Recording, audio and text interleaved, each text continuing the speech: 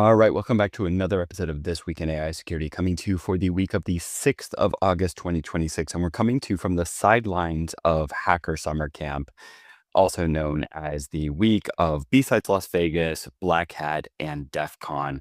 And we've got a ton to get through, including some really fun stuff from the sidelines of Black Hat and from some of the side events that always end up getting organized because you've got an amazing concentration of cybersecurity expertise in one place at the same time.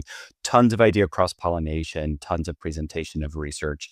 So let's get going. And we're going to start this week's episode with a couple of just some basic things: broken credential and OAuth token disclosure in AWS Labs Amazon HQ MCP server via prompt injection, as well as prompt injection bypass shell tool consent gate in Strands agents tool. So these are a couple of CVEs on the AWS platform around various things around building agents, including two obviously prompt injection related issues.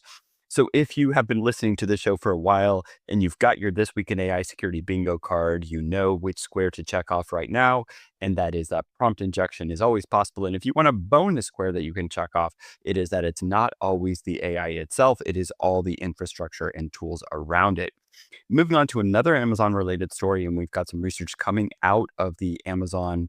They don't really have a catchy name for theirs, like the Google Threat Intelligence Group or so on, but it is the Amazon cybersecurity team and CJ Moses and the team over there. And they do some great work, a real legacy of some great early pioneers in cybersecurity coming out of actually the national security infrastructure, not necessarily the NSA, please don't confuse that, but coming out of some of the early cybersecurity agencies that the national government had.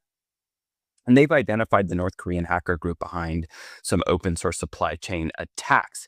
And some of the interesting things here is that out of the software registry threats in the first half of the year, meaning that the software packages where there have either been takeovers or attempted takeovers of popular open source packages, 87% of them involve malicious NMP packages. And so you've got the group that is sometimes known as Altered Spider, connected to the DPRK, North Korea, sometimes compromising up to 300 dependencies in a single day. You've also got some China Nexus actors who have exploited critical vulnerabilities within 24 hours of the release of the proof of concept exploit code. And 88% of observed exploitation occurs within that first 48-hour period. It does really suggest that when we think about the disclosure of vulnerabilities, we may need to really ramp up the release cycle of patches from vulnerabilities. And we're going to talk later in today's episode about some of the efforts going into that. All right, moving on to our next story. We've got a vulnerability in Microsoft Copilot specifically for Word, Microsoft Word, which turns hidden prompts into self-propagating AI worms. And it basically works by hiding JSON formulated prompt text as white on white text. When Copilot processes the document, so if you open a document and you have this white on white text with the malicious prompt embedded in it, and Copilot then reads it and processes it, it really, again, connects back to your bingo square for this one is anywhere there is text that is going to be read by an AI, it is very likely that the AI will process prompts coming out of it. They've reproduced this against both GPT 5.5 and 5.6 deployments. Microsoft has shipped a partial fix for this. There was a 144-day coordinated disclosure, but the broader vulnerability class probably is out there. And this one is Microsoft Word. You can imagine there's any number of other Microsoft product environments where Copilot is going to be integrated into these common productivity or desktop software applications where the risk of a similar vulnerability is going to be pretty high. All right, moving on to our next story. Obviously, over the last couple of weeks, one of the biggest stories in all of AI security has been the now so-called open face incident, right? Where some models from the OpenAI company and the GPT class of LLMs, were in some cyber testing and escaped all their guardrails and boundaries, and in fact exploited 0 days to escape the networks, etc.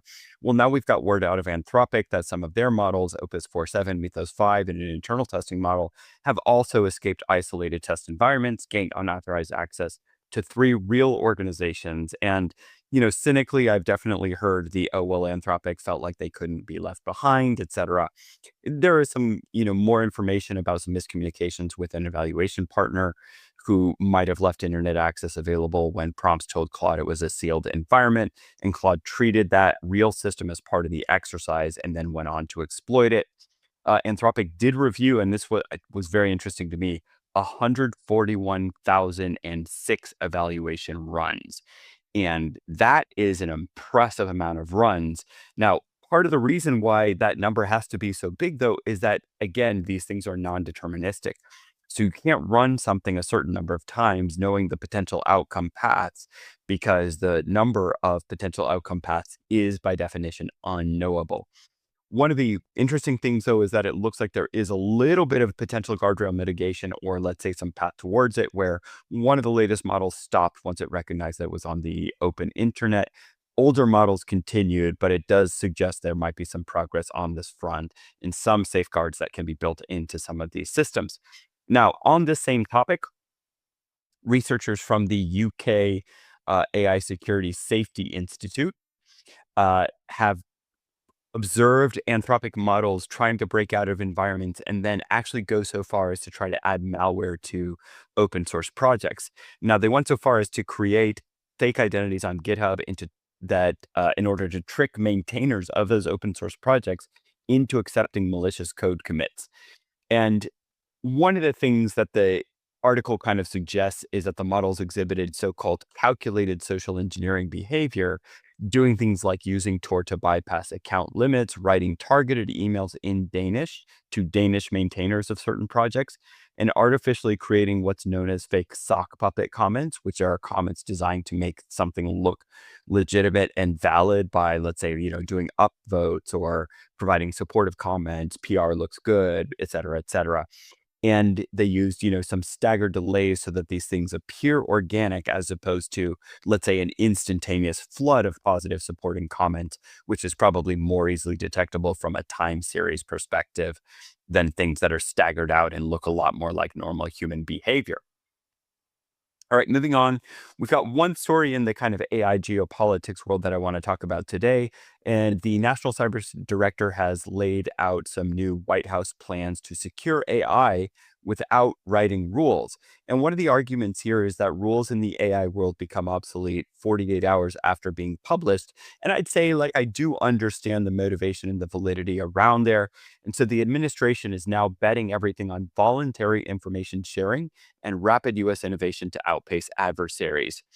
It's basically a kind of a self-contradictory policy that pushes open source AI to become the preferential adoption, but really is designed to establish American dominance in the field of AI. But there's this kind of policy paradox around it, which is saying hey, we want this openness, we want our models to be favored, but at the same time, we're going to deliberately exclude current open weight models, which, candidly mostly come from China at this point, from all of the government pre-release security testing frameworks. And so it leaves this glaring gap in how open models might or might not be vetted before deployment. And it really is an example of, again, the government not taking a regulatory view towards this, which just shifts the burden onto any enterprise that's adopting AI today. So that's not really that different, but B, leads them with no sense of guidance. And C, and I've had this conversation and we've mentioned it before on the podcast, and we also had a discussion around this on our webinar around the EU AI Act, where having some set of guidance may be more beneficial to a lot of organizations, even if that guidance does end up evolving somewhat rapidly over the short term, let's say the next 1 or 2 years as AI continues to grow and adoption really matures. But having some set of guidance is, for a lot of organizations, better than having none. When we talk to organizations today and they tell us that they're looking for AI security solutions, we ask them what they're looking for, and the answer is usually yes. They want something. They don't know necessarily what that thing is, but again, absent some form of guidance, it does leave a lot of organizations feeling like we don't have a lot of direction as far as what our AI security strategy may be. And then there's also that secondary kind of let's say, lingering doubt in the back of a CISO's mind where like any day that regulation could change and then they're going to have to scramble to catch up. So I think there's a little bit of a political or geopolitical kind of imbalance around this position of not applying any regulation. But maybe that's my perspective as somebody who has spent time living in both the US and Europe and seen some of the positive and I'll admit negative benefits of regulatory regimes. All right, moving on. Following up on that story about the White House encouraging voluntary information sharing, I will say that there are efforts coming together. So the Linux Foundation and the 120 plus member Open Secure AI Alliance introduced the so-called Shared AI Findings Exchange, or SAFE, and it establishes a confidential incident reporting rules framework with strict deadlines, mandatory 30-day control failure post-mortem. So if you do observe an AI agent escaping controls, you should be reporting that within 30 days. That is for agentic AI sandbox escapes and near misses. So incidents where you maybe catch the AI agent before it has the ability to, like, let's say, exfiltrate data or something, report on that, lessons learned in a kind of secure, anonymous way.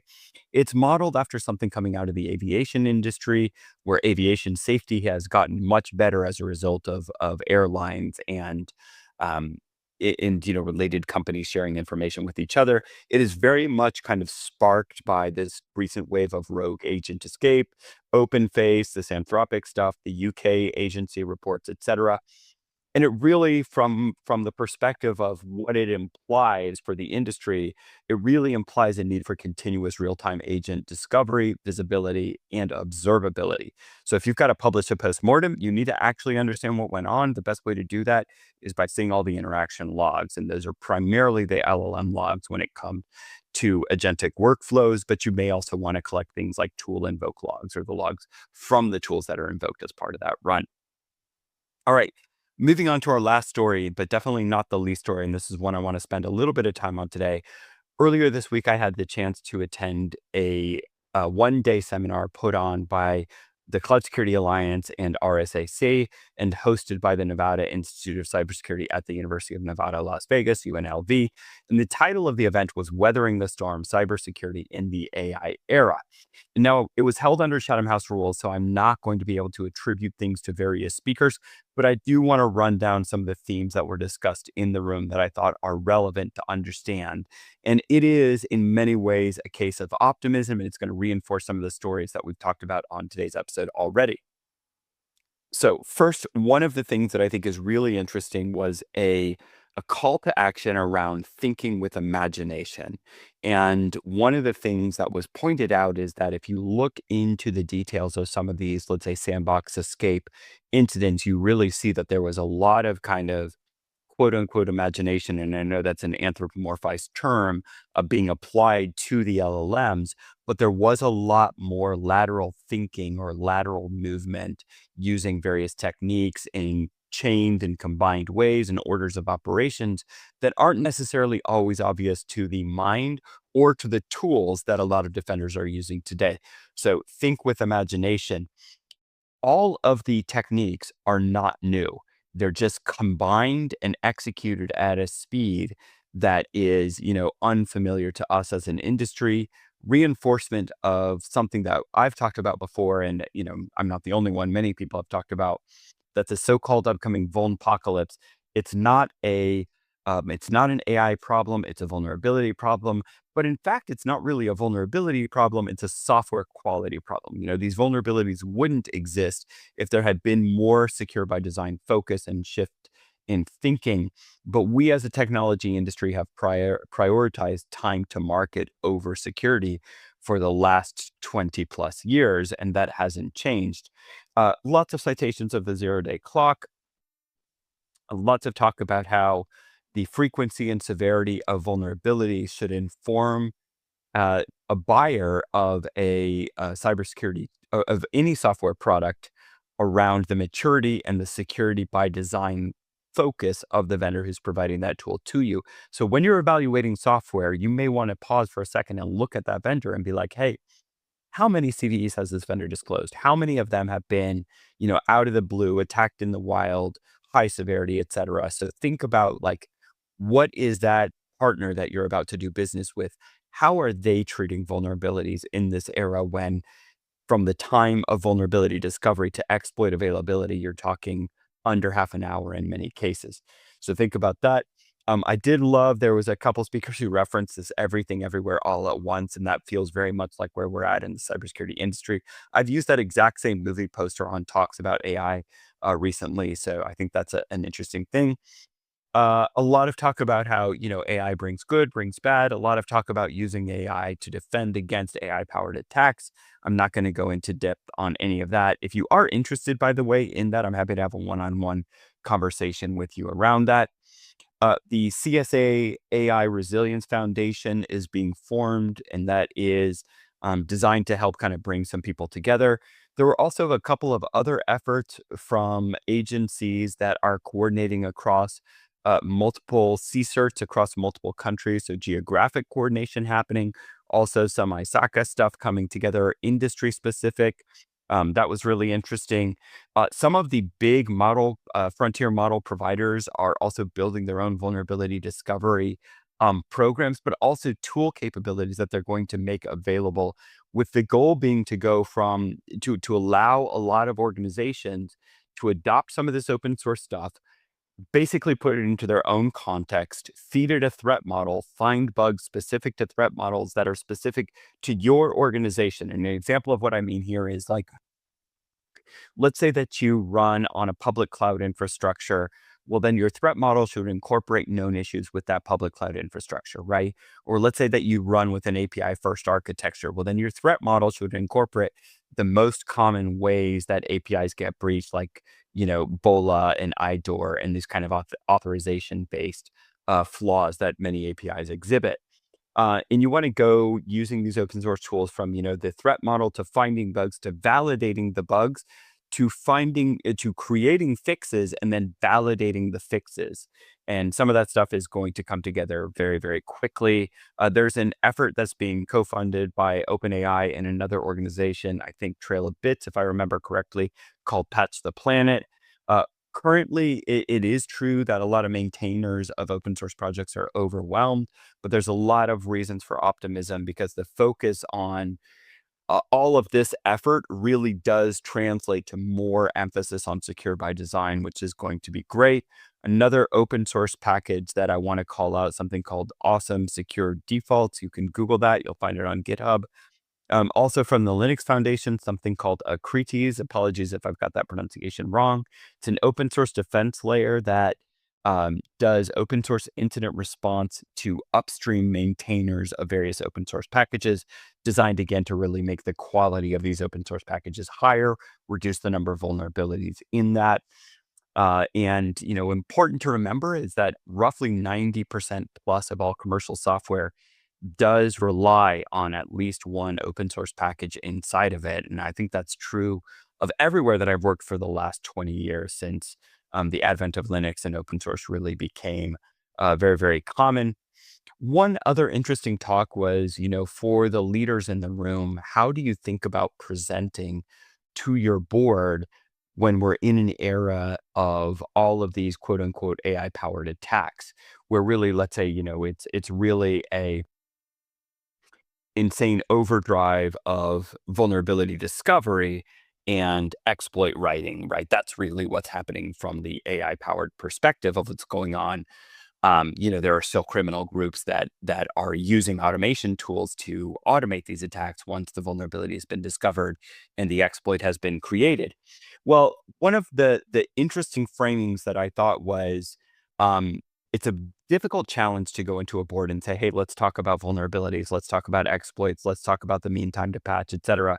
That conversation is unlikely to be well received, not because it's wrong, but because it's too technical for that level of audience. So instead, you may want to reframe that conversation around business resilience and think about the effects of organizations that have experienced large scale difficult cyber attacks. And I can think of a couple of examples, like recently, Jaguar Land Rover had their production interrupted for more than a week, if I remember right. That's a massively expensive incident for an organization like that. Another thing that will call out from that session that got multiple mentions over the course of the day was because we're in this era of like rapid vulnerability discovery and rapid exploit writing, deception technology, what a lot of people would have known as honeypots, actually becomes important again because it's a good way to pick up in your own environments whether you are being targeted and whether you are likely to be targeted, or even if you're not being targeted, whether you're likely to kind of get casual, let's say, probing or vulnerabilities exploited from some of the environments that you might have running, et cetera. So a lot of really interesting things around this day. I was really lucky to be there.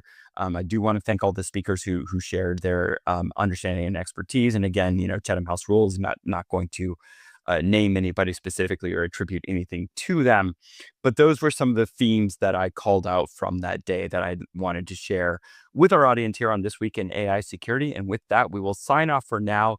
We'll probably have more Black Hat stuff in next week's episode, along with the usual news roundup. Thank you so much for listening. We'll talk to you next time. Bye bye.